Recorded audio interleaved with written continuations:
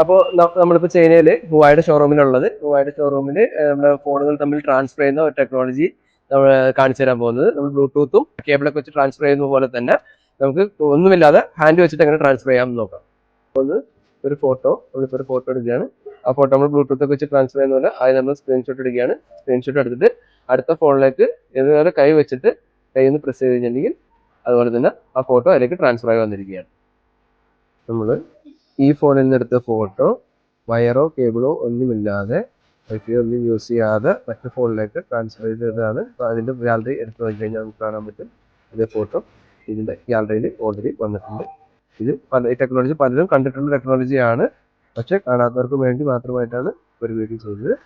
അപ്പോൾ അടുത്ത വീഡിയോ കാണാം. ബൈ.